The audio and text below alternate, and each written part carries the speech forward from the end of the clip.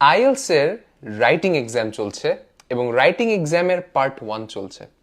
Part 1-এ আপনার সামনে চলে আসলো এই দুইটা খুবই সুন্দর সুন্দর ছবি। দুইটা কিন্তু একই মানুষ বাই দ্য ওয়ে।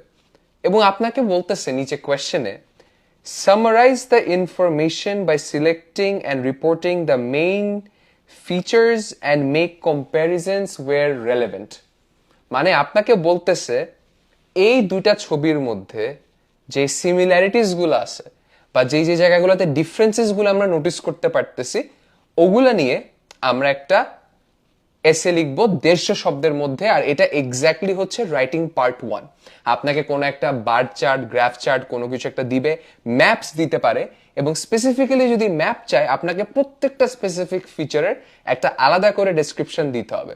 যেমন অবজারভেবল ডিফারেন্সেস গুলা কিন্তু অনেক মানুষ আসলে লিখতে ভুলে যায়। এই দুইটা ছবিতেই একটা মহিলাকে দেখাচ্ছে, দোনোটা ছবিতেই কিন্তু মহিলাদের রং হচ্ছে কালো। এই সিমিলারিটিস গুলা মানুষ বলতে পারে না।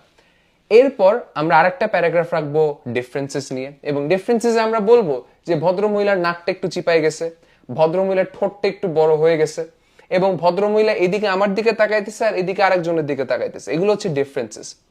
সো মনে রাখতে হবে রাইটিং পার্ট 1-এ আমরা শুরুতে একটা ওভারভিউ দিব যে দোনোটা ছবিতে কাইলি জেনারকে দেখানো হচ্ছে, এটা একটা ইন্ট্রোডাকশন হয়ে গেল। সেকেন্ড প্যারাগ্রাফে আমরা সিমিলারিটিস নিয়ে কথা বলতে পারি, থার্ড প্যারাগ্রাফে আমরা ডিফারেন্সেস নিয়ে কথা বলতে পারি এবং ফোর্থ প্যারাগ্রাফে একটা কনক্লুসিভ এভিডেন্স দিতে পারি। কিন্তু দুর্ভাগ্যবশত আপনাদের আইএলস এক্সামে কাইলি জেনারের ছবি আসবে না। কি আসবে? আপনাদের আসবে এমনই একটা ব্ল্যাক এন্ড হোয়াইট গ্রাফ। এটা দেখেই তো এমনি পড়ার ইচ্ছা অর্ধেক চলে যায়, রাইট? যেটা আগের বার ছিল। আমি আপনাদের কষ্টটা বুঝতে পারি, কিন্তু একই জিনিস যদি আমরা একটা প্রপার ম্যাপের কোয়েশ্চেনে রেজোনেট করার চেষ্টা করি, এখানে কি বলতেছে? এখানে বলতেছে যে এই নিচের ম্যাপগুলাতে কিছু চেঞ্জেস সম্পর্কে কথা বলতেছে যেগুলা দুইটা জায়গায় হচ্ছে।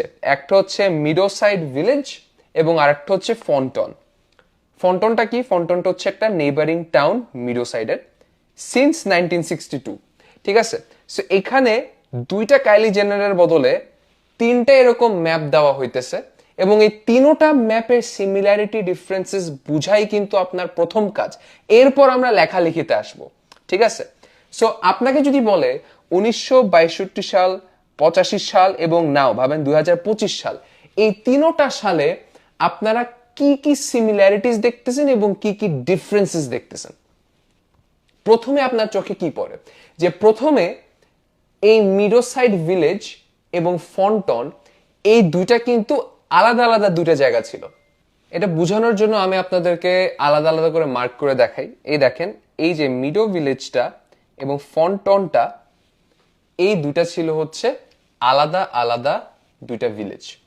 এখানে আমরা আরো কথা লিখতে পারি যে শুরুর দিকে 1962 সালে এই মিডোসাইড ভিলেজে একটা রাস্তা ওয়েস্ট থেকে নর্থ চলে গেছে এবং ফন্টনে এটা দেখে আপনারা হয়তো বুঝতে পারতেছেন এটা একটা রেল রোড। একটা রেল রোড নর্থ থেকে ইস্টের দিকে গেছে বা উপরের দিকে চলে গেছে। এটা হচ্ছে আমাদের বুঝার জিনিস। ওকে, এরপরে 1962 থেকে 85-এ কি অবজারভেবল ডিফারেন্সটা বোঝা যাচ্ছে? খেয়াল করেন, আমরা যদি এটাকে আরেকবার একটু রিমুভ করে দিই, এখানে এই যে ছোট্ট একটা রাস্তা ছিল, এই চিকন একটা রাস্তা, এই রাস্তাটা বড় রাস্তা হয়ে গেছে। If we just look at this two, এই যে ছোট একটা রাস্তা ছিল এটা এখন একটা মেইন রাস্তা হয়ে গেছে এবং এই মেইন রাস্তাটা এখন দুই ভাগে ভাগ হয়ে যাচ্ছে, রাইট? এতটুকু আমরা বুঝতে পারতেছি। এরপর আমরা আরো নোটিস করতেছি যে এই মিডোসাইড ভিলেজটা বড় হয়ে গেছে সাইজে, ফন্টনটাও বড় হয়ে গেছে, কিন্তু ফন্টনে কোনো নতুন কিছু আসে নাই। কিন্তু মিডোসাইডে আমরা দেখতেছি যে একটা লেজার কমপ্লেক্স চলে আসছে, একটা হাউজিং এস্টেট চলে আসছে এবং একটা সুপার স্টোর পর্যন্ত চলে আসছে। এবং ফাইনালি 2000 সাল বা 2025 সাল যখনই নাওটা হয়, আমরা নাওই লিখব। এখন যেটা হচ্ছে ইন দ্য কারেন্ট পিরিয়ড, মিডোসাইড ভিলেজ এবং ফন্টন দুইটা এখন কানেক্টেড হয়ে গেছে। এবং খালি কানেক্টেড হয় নাই, আপনারা যদি একটু নোটিস করেন, এটা অনেকে মানুষ এই স্পেসিফিক পয়েন্টটা লিখতে ভুলে যায় যে মিডোসাইড ভিলেজ এখন হয়ে গেছে হচ্ছে শহর, সাবার্ব। সো এই কয়েকটা সিমিলারিটি ডিফারেন্সেস আমাদেরকে বুঝতে হবে, এবং লাস্টলি এই যে আপনার এই দুইটা মিলে যে একটা বড় শহর হইছে, এই বড় শহরের মধ্যে আমরা একটা হোটেল, স্টেশন এবং একটা বিজনেস পার্কও পাচ্ছি।